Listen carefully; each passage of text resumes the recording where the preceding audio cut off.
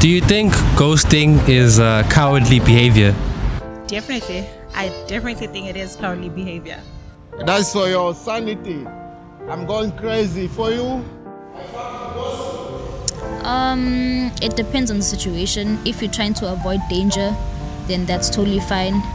But if you like, angazi, you're not ready for a relationship or something, but you yourself went to that person, then it is cowardly because you wasted someone's time.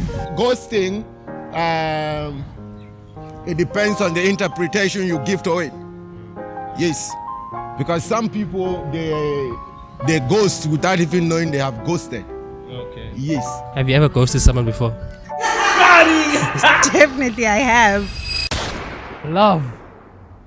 Fucking hate using that word. I'm 24 years old and I've only ever thought of a long-term, you may just be the mother of my kids relationship about 3 times.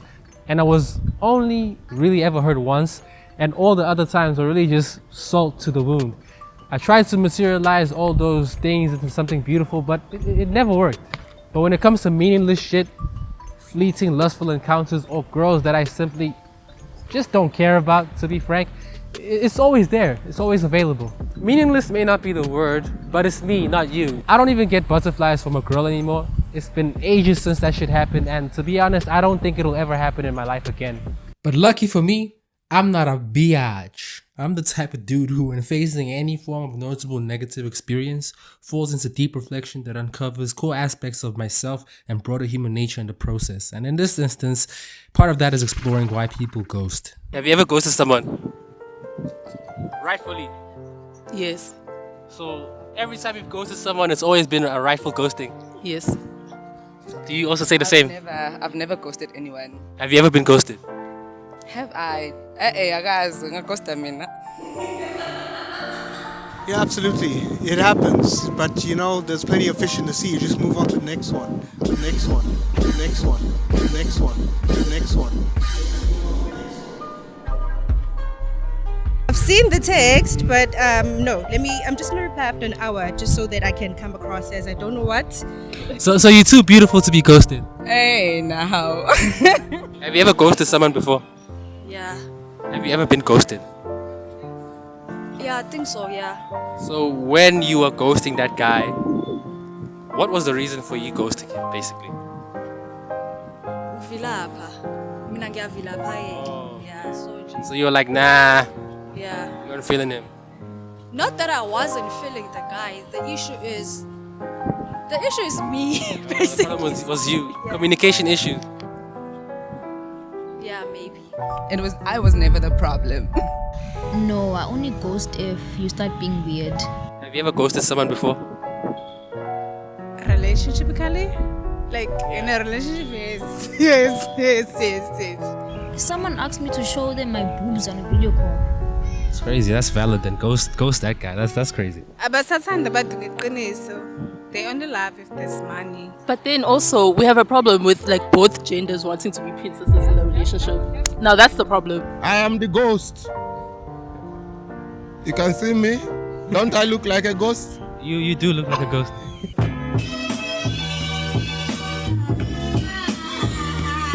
A lot of people will disagree with me, but being ghosted is beautiful because it hurts. And the more you like the person, the better, because that means more pain. And I'm not saying I've ghosted women before, but it's always been because I simply just didn't have enough finances to facilitate a potential relationship at that time. And forcing it would have taken a toll on me energetically. And the last thing I'll ever do is tell the huzz, I'm too broke. Have you ever been ghosted by somebody you really liked before? Did. How did that feel? It wasn't a good feeling, but nowadays women in this generation, they think they're all that, and we have to abide and listen to them. I'm not gonna do that, you know. It takes away from my aura. It makes me look like a loser. I may just be an insecure guy who wants to look like he's at his best all the time, but I'm not telling hoes that I'm broke. Like, I'll just show you on this pocket right about now. It's nothing major. I don't wanna go back onto this one. Do I have to go to this one? Hey man, show them, man. If you want to show them, you can show them. It's your show. Ask that nigga who did not want to be in part of this show how much money he got. The bad day today. It's not even actually equivalent to what we make. But but pain hurts. It's uncomfortable. You think I'm comfortable making this video where I use super personal examples delving into the core fabric of my most sensitive emotions and posting it on the internet? The difference between you and me is I know that emotional discomfort isn't my enemy. Facing it head on makes me a better human being and gives you guys cool ass videos.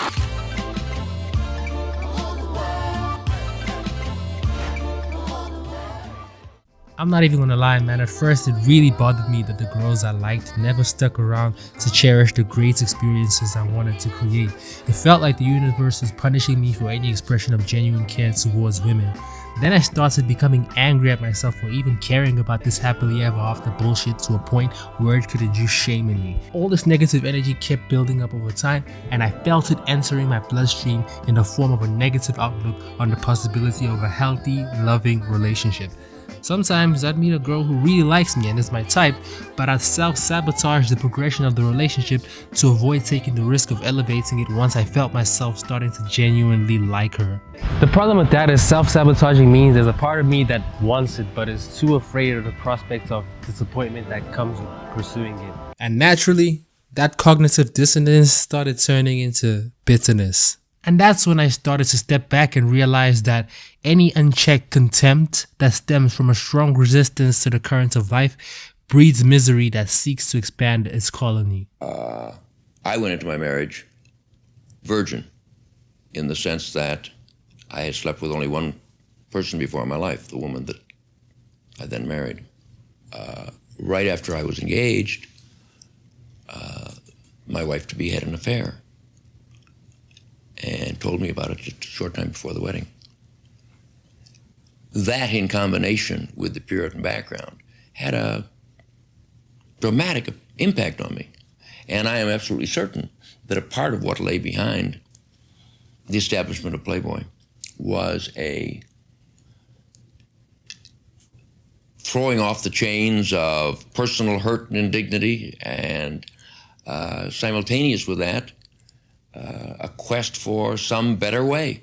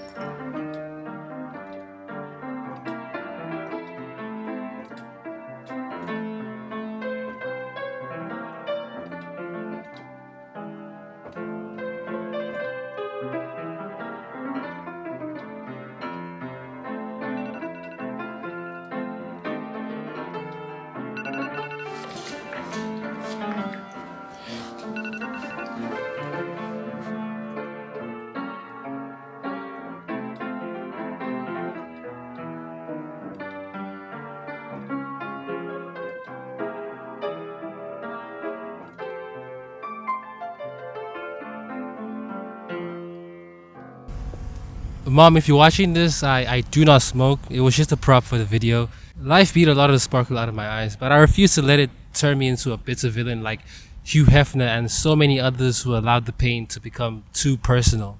I personally like to view romantic pain as a surprise from God that moves you to create or destroy. If you're wise enough, you'll gravitate to the former, and you'll face the truth that all you wanted was for someone you valued to value you, so you have empirical evidence that you're important. Once I clocked that, I knew I was never going back to wanting that stereotypical love experience, because I realized that true love is appreciation without attachment, and reaching that level of consciousness requires an abnormal affinity towards putting yourself under an intense microscope. Humanity's ultimate purpose is creation, because that's how the superconsciousness uses us to expand the forms and possibilities which allow it to experience itself. And all energy, positive or negative, should be used as fuel to carry us to the next level. So don't waste that pain by allowing yourself to become a victim of it. It's simply just information which you have the option to respond to in whatever way you choose. Men are trash? No, I wouldn't say they are trash, but They're somewhat trash. oh yeah. What percent out of 100 what would you say, Tape? I'll give them a solid 90%. Damn, we're trash. Who's the biggest factor of the issues that we have? Men. Men. Yes. So basically, you think it's the men's fault? Not all the time. Not all the time. Guys. Yeah, guys. I think at first I would have said men, but then the women are also like, they're getting there. I don't know if we're learning from you guys. Well, I want to say girls. Women are at fault because they always want to be up and always right. I think a man is the seedling of it all. So basically, you're saying that in a civilization, for that civilization to thrive in all aspects, the men need to be on points and everything else follows, right? Absolutely, because men are meant to be leaders, and their followers can only follow by example if you're a good leader. So if you ever could give us advice on how to improve as men, what would you say is the key area that we need to focus on to become better? Just be a better listener. Like, don't listen to respond, but rather listen to understand what the person is trying to say. Most of the time, I feel like it's not coming from a place of attack. Like, if your partner is telling you something, it's not coming from a place of attack. You see a man must thing. Yeah, because obviously back then, it's a thing of men used to provide and women would just sit and not work and all of that. So, yeah, the expectations on that, I feel like it's a bit messed up. Just saying those little things, it actually goes a long way. If you know you're going to be going somewhere, just drop me a message and say, hey, my darling, I'll be leaving and I'm going somewhere. That's all we literally want, right? So guys are not direct enough? No. I can't really have an opinion in terms of that because we all have what we call love, which in some type of way it's most of lust, not love. So if it's lust, not love, so what do you want to put it? You want to blame women or you want to blame men? Because we all have the same shit. I'm a pretty direct guy and the guys that I know are pretty direct. So it sounds like you're attracting guys that are... You're the one that's attracting guys that are not direct enough. So we're too insecure. Yeah. Do you think modern dating is cooked? Do you think this generation is just irredeemable? Cooked. Or cooked to the core? Cooked, fried, air fried, all of it. It's cooked. Like love is still out there. It's just that some people are just born into the wrong generation, which is the generation of Sigma and yes, our generation is pure fun. It's cool. From my perspective, the next generation that we're going to give birth to, we're going to teach them the right things and we're going to make them crooks. Crooks? That's the only thing, because now in this generation it's messed up. The only thing we have to focus on is making money. No one is going to give us the money for nothing, so... There's a seed of fortune in all misfortune and a seed of misfortune in all fortune. If I had been successful in getting that happy ending with the women I cared for, I would have never felt the pain of failing to fulfill my stereotypical fantasy of romantic relationships. And in turn, I would have never had access to the burning energy source that moved me to create and reflect in search of a grand truth larger than my superficial desire for an I love you, you love me ending. In hindsight, I can conclude that it was probably for the best, because in my opinion, I believe that prioritizing emotion over function in a relationship is a recipe for disaster for a man. I've seen way too many dudes who primarily use their feels to navigate their dating lives and experiences, have that shit used against them and become dummies in the process. That was almost me, almost. And if I was a pretty girl who had guys going, let me take off my jacket and throw it over this puddle so you don't contaminate your divine foot with this earthly water, I'd probably play you niggas like Jimi Hendrix plays his guitar too. And 85% of it would be unconscious. Don't get it twisted, there's nothing wrong with emotion. Just don't let it become the control center of your intersexual decision making. Otherwise, you just become... I knew you was in around, playing all innocent hoeing since the foundation. Have you ever used your looks to get something from a man? No. Why would I? No. Nothing at all? I don't think I'm that, you know. Yeah, I think you kind of, you know. Like, you know, you see a guy that looks like he kind of likes you a little bit and then you're like, you know what, maybe buy me a drink or something like that. No, I would not that I would never. It's just that You haven't done it yet? I haven't done it yet. I don't know, but no, I wouldn't do that. No. So you wouldn't do it because you don't think you're attractive enough to do it, or you just don't like doing it? I wouldn't do it because I don't think I'm attractive enough, and I think you're attractive enough to do it. No, I'd rather do it myself. Like I don't need that. No, because you want something in return. Okay. I'd rather not. No, thank you. Too much work. How can a guy avoid being the idiots that girls use for free meals and other other temporary conveniences? Because we know that's a real thing. Stay in your lane. Do not pursue a girl that you can see she's living a life beyond your means as a man. Like, stay in your lane. If you find someone who's like comfortable with her own life and she's doing her own thing, and you can see you can manage to assist her in certain things, I don't know, maybe like monthly maintenance and all of that, then it's fine. But there's a lot, too much. Yeah, maningi. Angithi phela mina ngwaselokishini ngihlala kwaManje. So, in most cases, there's like literally girls like KAYANA who would actually use guys. They go out with the intentions to do that. But then at the end of the day, sonke siyayuzana ke. So That's true. Into lana esizayo ukuthi be direct from the get go ukuthi I'm taking you out with intentions of what? Muzothi, I would love to take you out. Okay, Nami, I would love to go out. Let's go. No, that's crazy. I would love to take you out with the intentions of trying to date you, and then Gizosha from the get go, Nami goes, oh no, I'm sorry, we wouldn't be. Yes, I'm not interested in dating you, and then